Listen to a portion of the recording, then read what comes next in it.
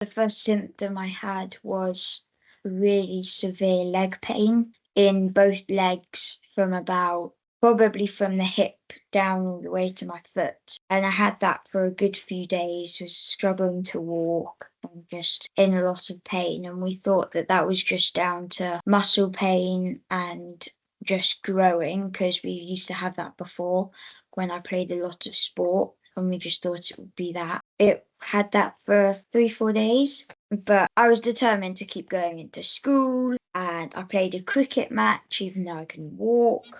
Didn't spot many ones that day. No, didn't. So I just wanted to get on, and I used my massage gun, the roller, ice, lots of different things to try and get it away, but it didn't really relieve the pain. I then started getting really bad tummy pain, and we don't know what that was from. I was getting hot, sweaty, wouldn't eat, super tired. And we'd been to our local GP and see what they thought, and they just thought it was down to just a lot of use of the legs. They didn't really do much, so then we went back, and then on the 19th of June, I was sick, and we phoned the 111 to see what they said, even though I hadn't eaten anything. We'd listed the symptoms, and they said, okay, just to be safe, can you go to your local A&E and just get it all checked over? And before, I didn't really like going to hospitals, so I was adamant that I didn't want to go. And my mum nearly gave in, but I'm glad she didn't. I walked into East Surrey at about 6 o'clock, and then luckily I was seen straight away. I was put onto a bed and all clipped up to the machines, monitoring my heart rate and my colour. I don't really remember much, but we saw this one lady,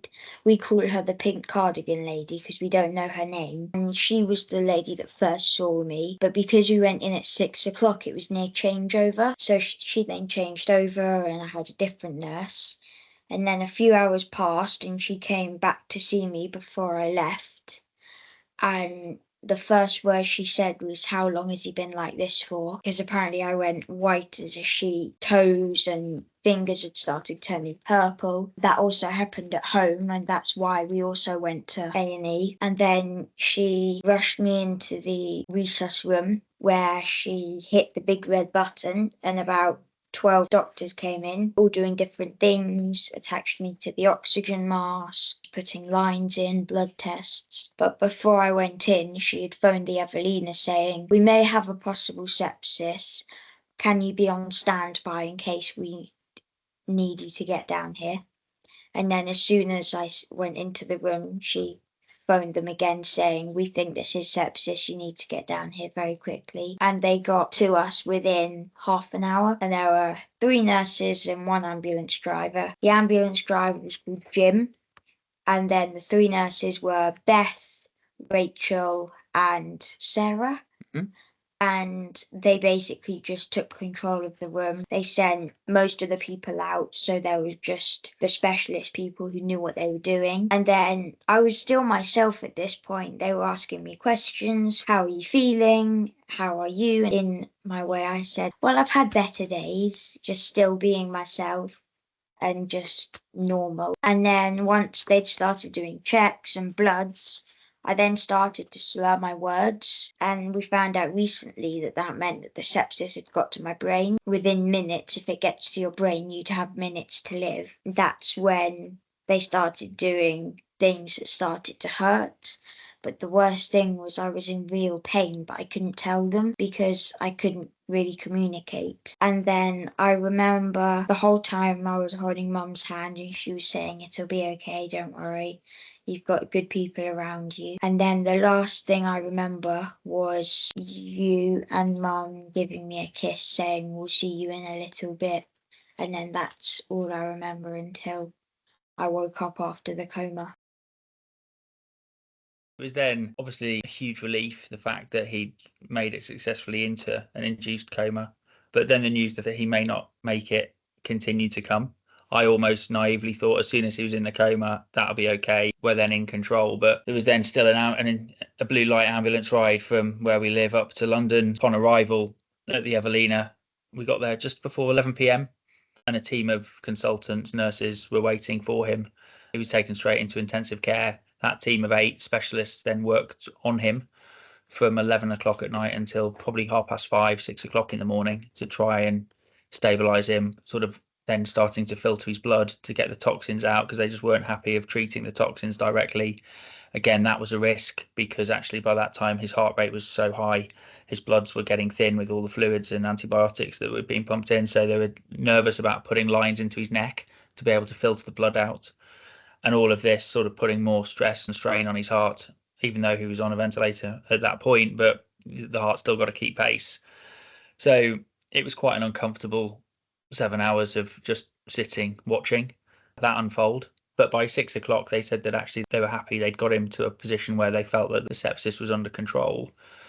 And actually, Holly and I were sent downstairs in the hospital to go and sleep for an hour. And I distinctly remember waking up in that bed just thinking, crikey, I've just had the most vivid, awful nightmare you could possibly think. And then as soon as you sort of come to and open your eyes, you realise that all of it was true. But then actually I was sort of hit with quite a euphoric moment of the fact that he's still alive. I'd genuinely accepted that he was going to die on the 19th of June. And then suddenly it's the 20th and he's upstairs and he's alive and he's fighting. And it's almost a day I didn't think I'd get with him. And kind of that instantly changed my perception and perspective of I've got another day with him. So let's see what we can do today. And that, as I say, that's then when days start becoming weeks of, okay, well, what do we need to do in the next few hours, in the next today? What do we need to do this week? Setting really small goals.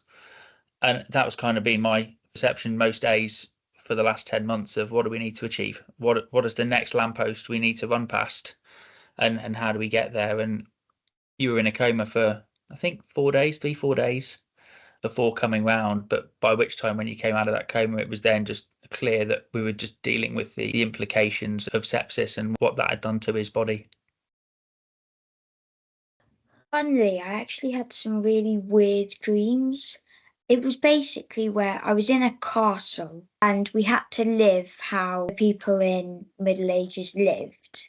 And I remember being in a lot of pain because I had to sleep on stone slabs and that really hurt my back. And I went with my sister and she was allowed to leave, but my mum said I had to stay. And then when I woke up from the dream, I did not speak to my mum for a good 2 days because I was so annoyed at her. And then they said that it wasn't actually you imagining, it was them putting x-ray boards behind the back trying to do x-rays. But that was the only real weird dream I had. But I don't really remember days. I remember certain events that happened in the weeks when I was in PICU. The worst one was where I had to do cares, which was where I'd have to roll onto my side and they'd rub my whole body in Vaseline and pop the blisters one by one. And that was painful. We had to do that 6 times a day. And then I remember my mum saying to me, we only have to do it 4 times a day. And I was so happy because I just disliked it so much that I wanted to do it less and less. I was going in surgery most weeks. And then after a few days, I got hit with a secondary infection, which was basically the same thing again, but it just spread to more of my body. And I don't really remember that.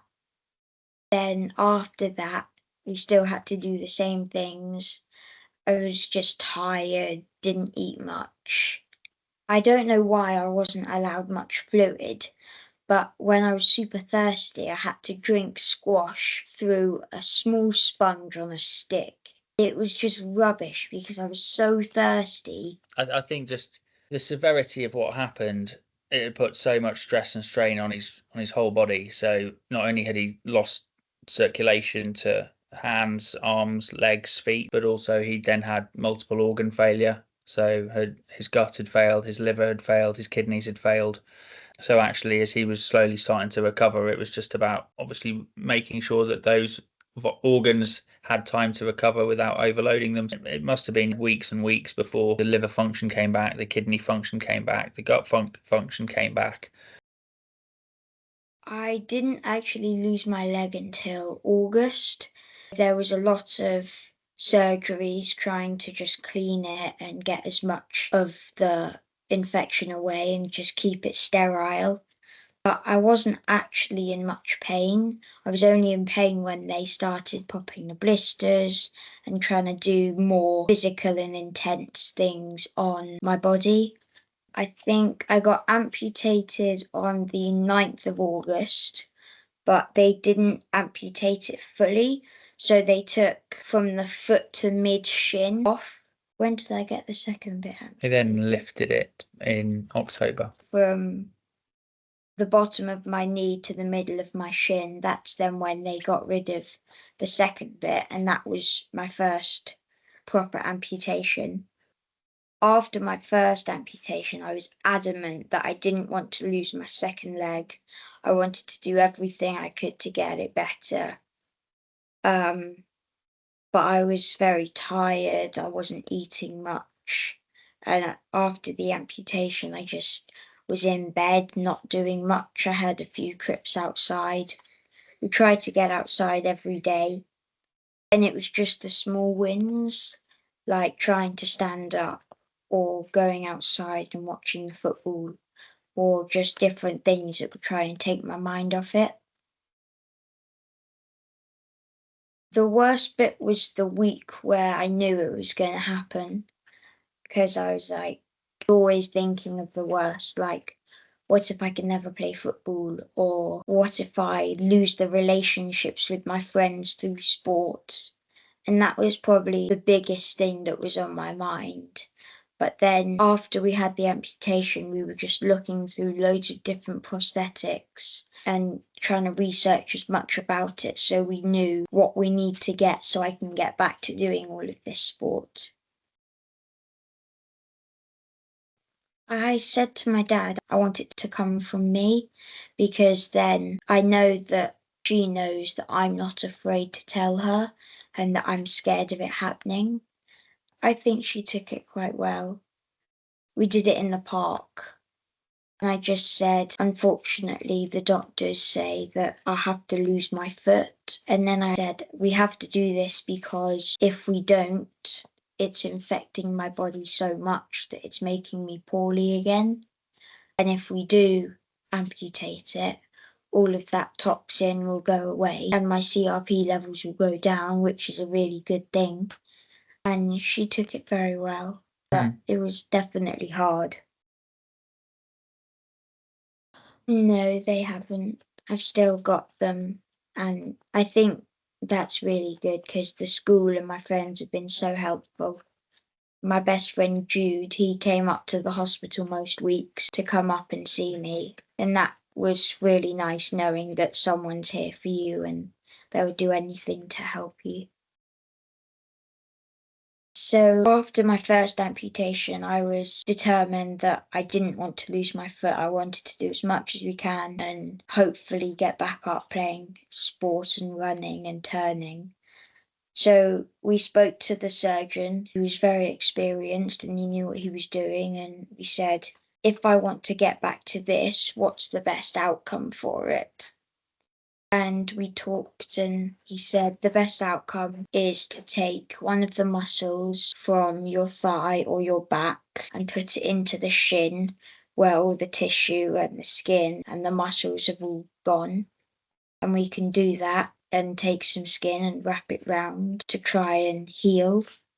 But then, because I was in bed so long, my foot had turned to the right by about 20 degrees. And we knew that if I was to do this, we would have to have corrective surgery. So we were like, okay, let's give it a go. The worst we can do is try. And then we had the free flap in December, early December, and we thought it went well. At this point, I was slowly starting to go back home.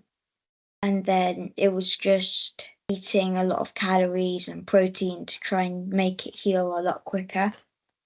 And then we were deciding, okay, if this is working, we've just got to wait for it and just give it a go. And before Christmas, I was back in hospital for a bit to have the free flap. And luckily we managed to get back home for Christmas on the 23rd. And then after that, we were still having trips to the Evelina to give it a clean, and we were still having some operations. And then we met another surgeon called Gavin Spence, and we had quite a hit in the face with the conversation that he said to us. And he said that if you do want to get back to sport, we will have to move the ankle in with a cage that would take a good few months. And then, even then, you still not be able to put much weight through it. And worst case scenario, we'll have to fuse it, which means that I will have no Achilles, so I can't move my ankle. And then, well, I came to the decision a lot quicker than my mum and dad did. And we were saying that if I do amputate it, I said to myself that I think I know that I'll have a better chance by doing the amputation and having a good prosthetic than keeping it and having a bad foot. So, and at this point, I was still in some pain. It was painful and it wasn't the healthiest, and there was a lot of ooze and still infection. I think your body had taken such a hit that actually it was such a significant operation to remove healthy skin, muscle, tissue from one part of the body and try to transplant it onto a different part. And even that operation didn't go particularly smoothly. It ultimately took 2 operations over the space of 72 hours just because of vascular problems and issues, the fact that the body had taken such a hit. And I think the chances of success started to diminish quite quickly in January and February. And that changed probably the perspective of, well, is this the right thing? Yes, we can tolerate it if it's going to get us back to a full and healthy life and be able to give us full function. But you were very quick to think, I'm just not sure if I trust this process. If this is going to take a year and I'm in pain and people are now saying that it's not potentially going to give me what I want, then actually my ambition is not going to be met. And therefore you were quicker to come to the decision of, actually, I think it's best to become a bilateral amputee, because then the process is known.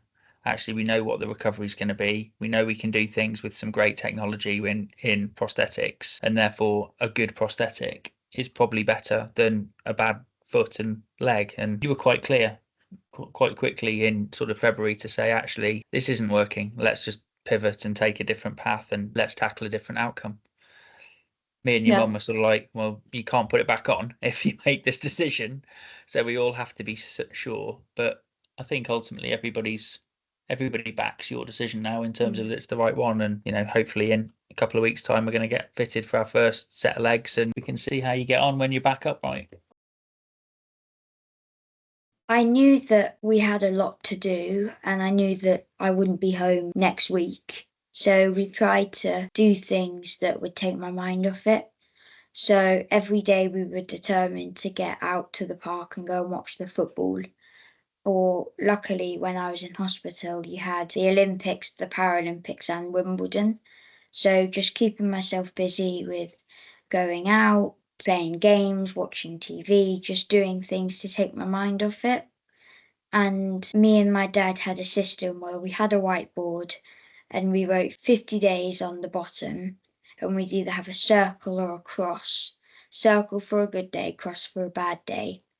And we just knew that every time we either did the circle or a cross, we were one day closer to being home.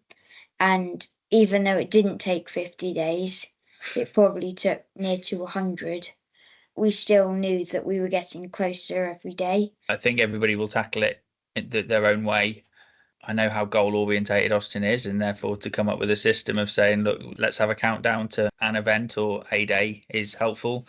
But also it gave us a release of, if you're having a bad morning or a bad afternoon or a bad day, that's okay. They're not all great days in hospital, but you can just put a cross through them. And then tomorrow is a new opportunity to have a good day. And therefore, let's be positive about what we can achieve tomorrow, as opposed to carrying and dwelling over emotions or, days on end. So it's nice to bring each day to a close with an outcome of today's been good, or today hasn't been as good as we wanted, but tomorrow's a new day. So let's see what we can do tomorrow. I actually met a man who'd been also affected by strep A, invasive strep A and sepsis, and he'd lost his arms and his legs, and in fact his nose and his ears, and he was down in the canteen of the hospital and he'd said he was just about to be discharged, but he'd been in hospital for 4 months.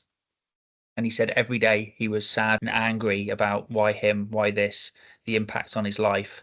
And I was sort of telling him, but you're here with your wife and your daughter, and today's a great day. You could not have been here, and therefore you've got to look at what you can do.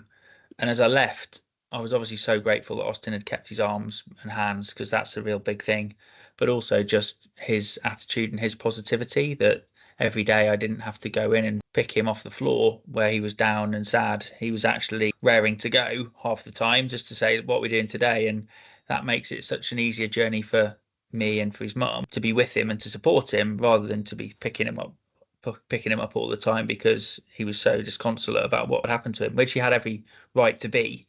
But actually, just that positive attitude that continues now is just, yeah, incredible to parent.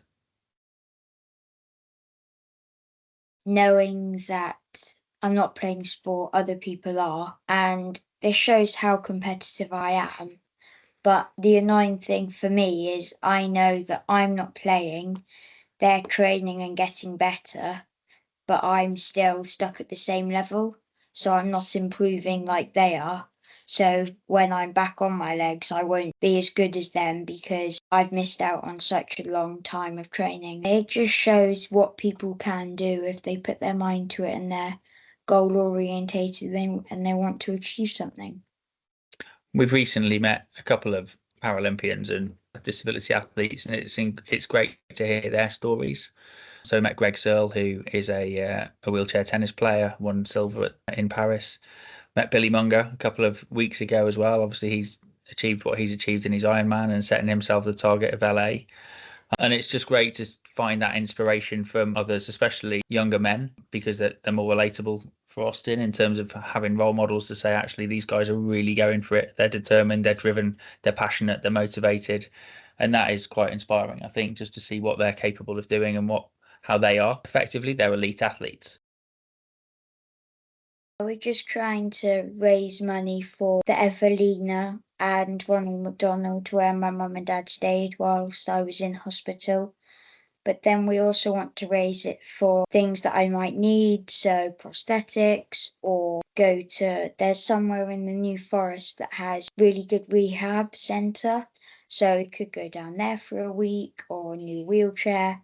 And it's just putting that money towards something that I would benefit from a lot easier if I had it, and also giving the money to people who have helped me and who have kept me being alive. I think it's such an impactful story. His sepsis story and journey is not over, and I don't think it'll ever be over now. Will it? It'll continue with you for the rest of your life because of what's happened. So I think it's just to try and raise the profile of sepsis and how frighteningly awful and catastrophic it can be, but also then to try and raise awareness and find financial support for the charities that have been so kind. Something I would say is just if there are any small signs, go get it checked out, because if I was any later, then I could be dead. So that's my message for sepsis, but a message that I think is important for anyone in hospital or anyone who's going through a tough time. Always look at the positives, because yes, you might have down days, but if you have 2 weeks, 14 days, you only have 3 bad days, and that bad day may be rubbish, but then you look and you've actually had 11 good days. So always look and try and be positive no matter what you do. As a parent, as Austin said, any later he wouldn't be here. So every minute counts. And it's a very British quality just not to irritate people or annoy people or put people out or be seen to be asking what could be perceived as a stupid question.